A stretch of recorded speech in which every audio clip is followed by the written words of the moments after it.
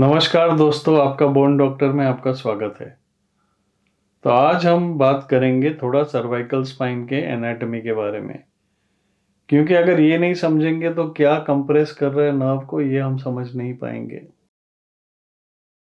तो वर्टिब्रे में होते हैं फैसेट जॉइंट्स, ये भी हाइपरट्रोफी हो सकते हैं और ऑस्टियोफाइट बन सकता है जो इम्पिंज कर सकते हैं नर्व रूट पे पोस्टीरियरली या पीछे के साइड पे। फिर डिस्क स्पेस प्रॉब्लम हो सकता है। वर्टिब्रे के बीच में डिस्क होती है जिसका वाटर कंटेंट अच्छा होता है यंग एज में।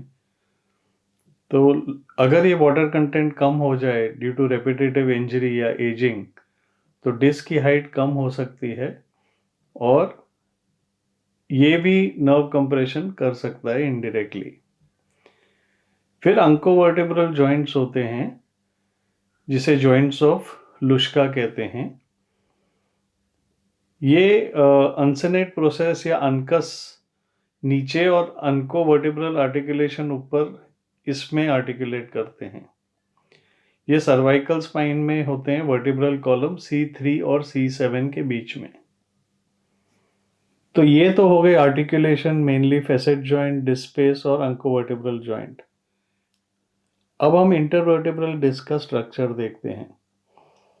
तो बाहर एक थिक फाइब्रस आउटर लेयर होता है जिसे एन्युलस फाइब्रोसिस कहते हैं। इसमें टाइप 1 कोलेजन फाइबर होते हैं।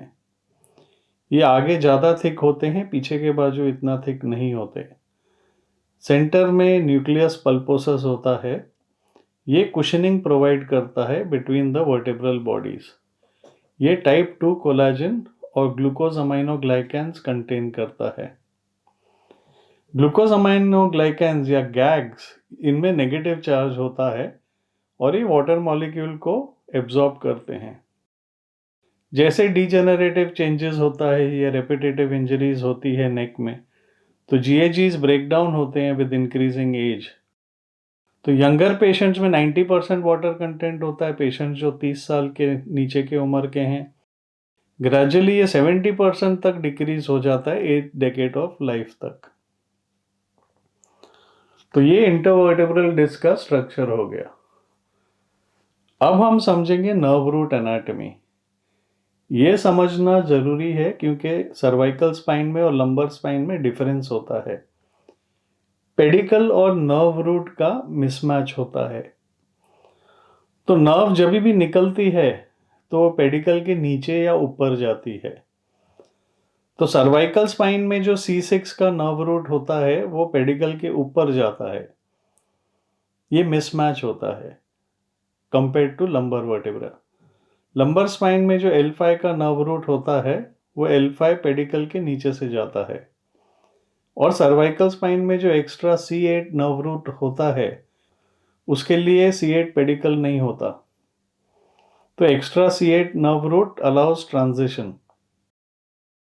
और एक डिफरेंस देखा गया है, सर्वाइकल स्पाइन की नर्व रूट हॉरिजॉन्टल होती है और लंबर स्पाइन की वर्टिकल होती है। क्योंकि लंबर स्पाइन में वर्टिकल है नर्व रूट, तो पैरासेंट्रल और foraminal disc different nerve root को अफेक्ट करता है। और सर्वाइकल स्पाइन में क्योंकि हॉरिजॉन्टल एनाटॉमी या नर्व रूट की, सेंट्रल और foraminal disc will affect the same nerve root. तो आज का एपिसोड यहीं खत्म होता है। आगे चल के हम बताएंगे आपको पैथोफिजियोलॉजी के बारे में या कॉजेस के बारे में, क्योंकि अब आप एनाटॉमी समझ गए हो तो पैथोफिजियोलॉजी समझना आपके लिए इजी हो जाएगा। तो अगर आपको हमारा एपिसोड पसंद आया हो तो लाइक बटन दबाइए, शेयर बटन दबाइए और हमारा चैनल देखने के लिए बहुत बहुत धन्यवाद। Thank you.